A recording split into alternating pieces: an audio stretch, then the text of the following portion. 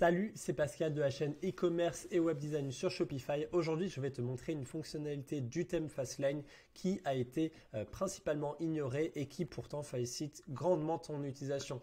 Donc, comme tu le sais, le thème Fastlane, via ses mises à jour, il efface à chaque fois le code que tu peux insérer sur ton site et du coup, à chaque fois, tu as besoin de manuellement le réinsérer. Donc, du coup, souvent, moi, je prends un Word, par exemple, tu vois, je fais custom code et je fais un Word avec l'ensemble des éléments. Comme ça, je sais exactement où je peux copier-coller les éléments. Donc, pour éviter quand même que ce soit trop casse-gueule à chaque fois, Ulrich Vallée avait développé dès les premières versions du thème le custom CSS qui te permettait d'insérer directement ton CSS à l'intérieur, ce qui t'évitait normalement d'avoir à aller dans les fichiers du thème. Côté assets, c'était voilà le thème SCSS. Donc voilà, là cette section te permettait d'éviter ça. Mais voilà, c'est vrai que pour les autres éléments, il y avait besoin à chaque fois de revenir dessus. Et ben aujourd'hui, dans Général, il y a ces deux nouvelles sections qui sont apparues, Custom Header Content et Custom Footer Content.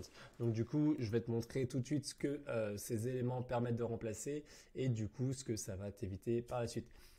Donc là, je suis allé, pour ceux qui ne connaissent pas où je suis ici, je suis allé dans la partie thème, j'ai fait action et j'ai fait éditer le code. Ça me permet donc d'arriver dans le code et c'est là que je peux insérer la plupart de mon code.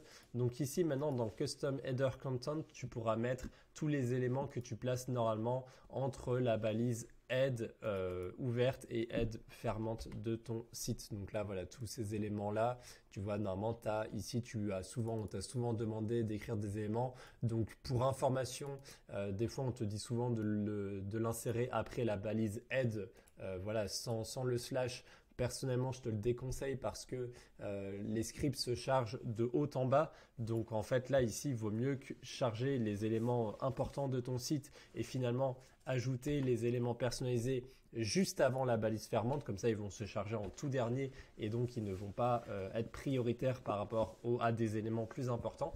Donc du coup, tous ces éléments-là, maintenant, tu peux donc l'insérer dans cette partie-là. Ce qui fait que une fois que c'est uploadé dans le thème, de toute façon, le thème, il conserve ses réglages et à chaque mise à jour, tu n'auras donc plus désormais besoin de réajouter le code que tu avais auparavant placé ici.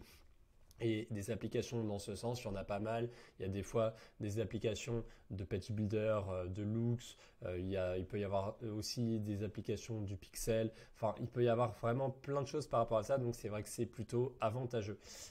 Ensuite, du coup, il y a la section Custom Footer Content.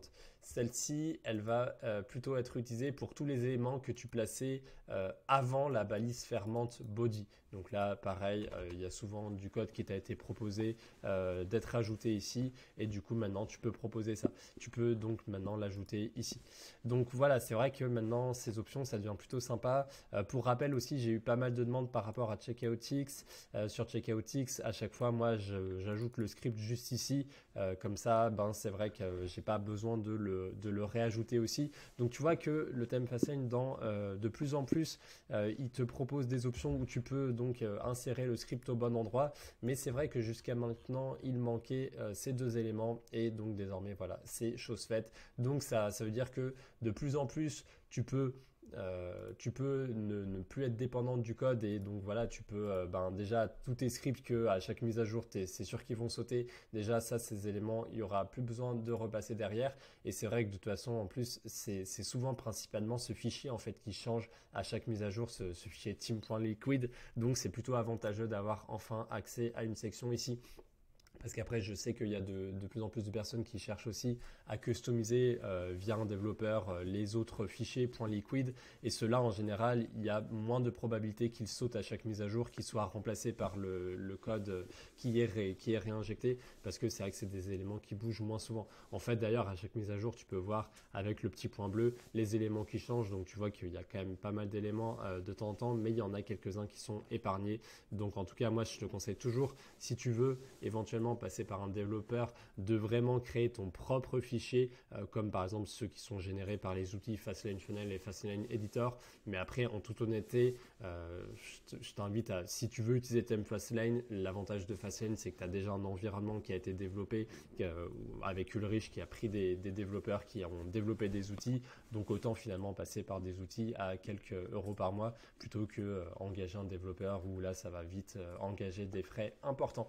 Voilà, en tout cas, donc si tu veux bénéficier du thème Fastlane, je le propose directement sur mon site www.pascaldegu.com. Tu peux te rendre dans le footer, aller dans outils Fastlane et ensuite lorsque tu cliques sur le bouton de paiement ici, ça te renvoie sur l'URL d'Ulrich, donc qui gère ensuite les licences. Voilà, c'était Pascal de la chaîne e-commerce et web design sur Shopify. Si tu as la moindre question, n'hésite pas à écrire dans les commentaires ci-dessous et j'y répondrai. Je te dis à la semaine prochaine. Salut!